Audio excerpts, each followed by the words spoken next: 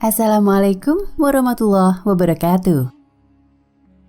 Mungkin banyak umat Islam yang bertanya, siapa sesungguhnya Uzair yang dimaksud?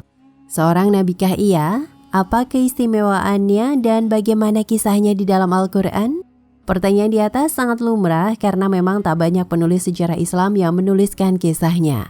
Banyak para ulama yang meragukan kenabian dan kerasulannya, sebab tak disebutkan secara jelas mengenai kenabian maupun kerasulannya itu. Namun ada juga sekelompok ulama yang menganggapnya sebagai seorang nabi.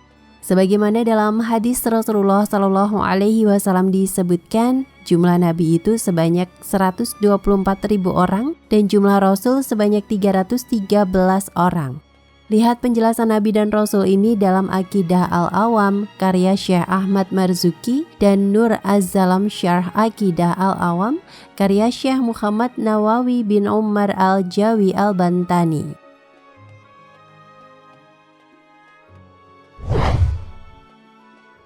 Siapakah Uzair?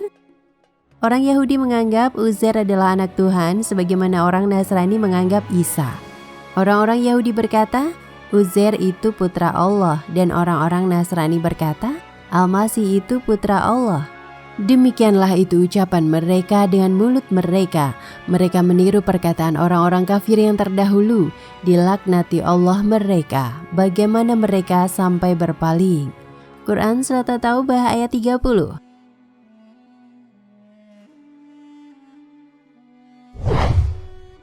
Ibnu Katsir menambahkan pendapat yang masyhur menyatakan Uzair adalah seorang nabi yang diutus oleh Allah kepada Bani Israel. Ia hidup pada masa antara Nabi Daud dan Nabi Sulaiman, juga antara Nabi Zakaria dan Yahya.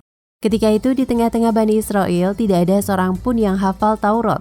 Lalu Allah memberi ilham padanya untuk menghafal Taurat dan mengajarkannya kepada Bani Israel.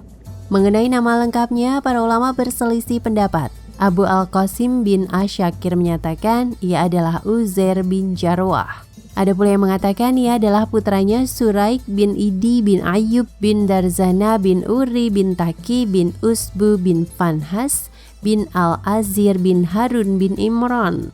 Sebagian lainnya menyatakan ia adalah Uzair bin Sarukha. Disebutkan dalam sebuah atsar bahwa kuburannya berada di Damaskus.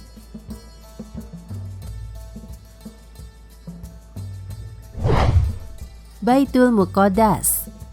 Dikisahkan pada suatu hari Uzair sedang melintas di sebuah negeri yang porak-poranda. Pendapat yang masyhur mengatakan negeri yang dilintasi itu adalah Baitul Muqaddas, Palestina. Ia melintasinya setelah negeri itu dulunya dihancurkan oleh Bukhtun Nasir. Penduduknya juga terbunuh sehingga negeri itu tampak sepi. Uzair melintasi bangunan-bangunan yang telah roboh. Ia berhenti sambil merenungkan mengapa kondisi itu bisa terjadi. Padahal sebelumnya ramai, bagaimana Allah akan menghidupkan kampung ini setelah ia mati. Hal itu diucapkannya setelah ia melihat kehancuran kampung yang dahsyat. Kemudian Allah mematikannya selama 100 tahun. Allah menghidupkannya kembali. Pertama adalah matanya agar ia bisa melihat. Berikutnya adalah anggota badannya. Ketika ia terbangun, Allah bertanya kepadanya melalui perantara malaikat. Berapa lama kamu tinggal? Ia menjawab, 1 atau setengah hari. Karena ketika ia merasa tertidur waktunya siang hari dan ketika bangkit juga pada siang hari.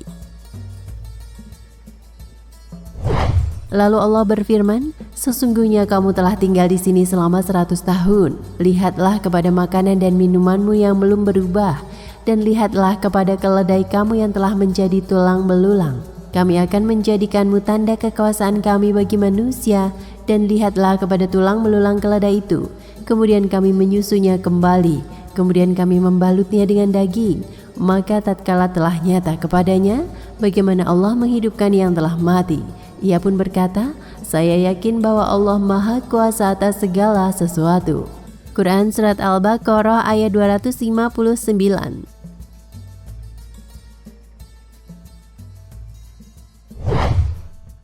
Kembali ke kampung. Setelah yakin akan kekuasaan Allah itu, Uzair kembali ke kampung dengan menaiki keledainya. Ia menyaksikan kampung itu sudah banyak diisi oleh manusia.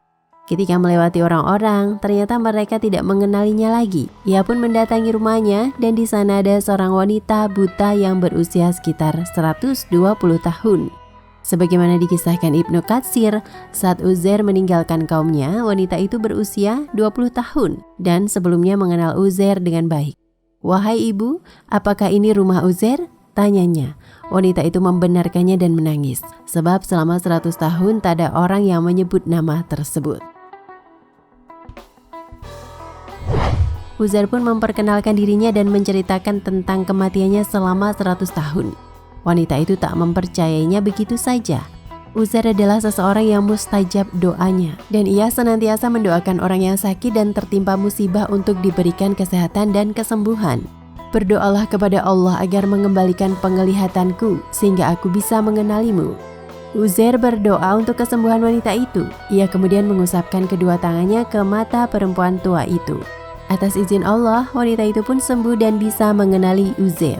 Wanita itu kemudian mendatangi orang-orang Bani Israel dan mengatakan bahwa Uzair telah kembali. Namun Bani Israel itu tak langsung mempercayainya. Setelah wanita itu bersaksi siapa dirinya, dengan serta-merta orang Yahudi itu mengatakan bahwa Uzair adalah anak Tuhan. Anaknya pun mengenali Uzair dari tanda hitam yang ada di antara kedua pundaknya.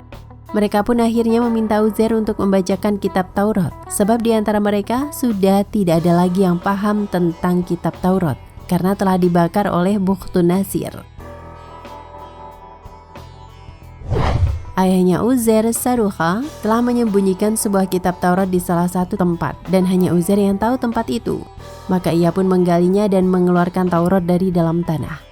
Uzair kemudian merenungi isi Taurat yang telah diingatnya dan orang-orang Bani Israel memperhatikannya.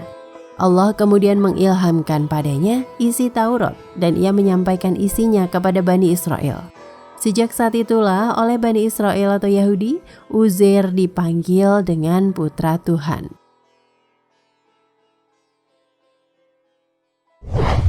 Menurut Ibnu As-Sakir yang diriwayatkan dari Ibnu Abbas, Abdullah ibnu Salam bertanya padanya dan menanyakan panggilan Uzair putra Tuhan itu.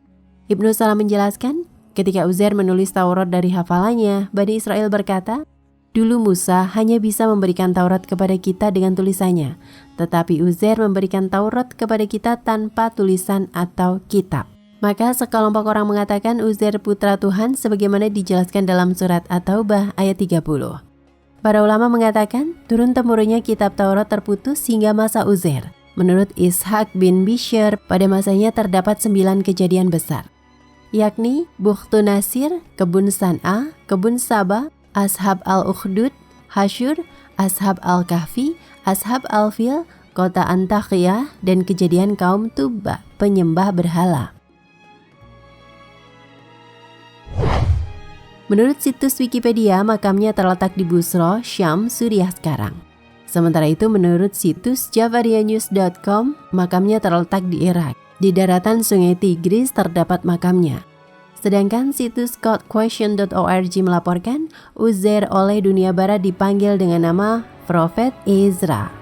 Dalam buku yang menceritakan kisahnya, ditulis selama kurang lebih 1 abad sejak 538 sebelum Masehi dan baru selesai tahun 460 hingga 440 sebelum Masehi.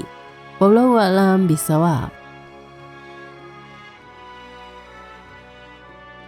Nah, pemirsa Ensiklopedia Al-Fatih, sampai di sini perjumpaan kita kali ini. Semoga menginspirasi.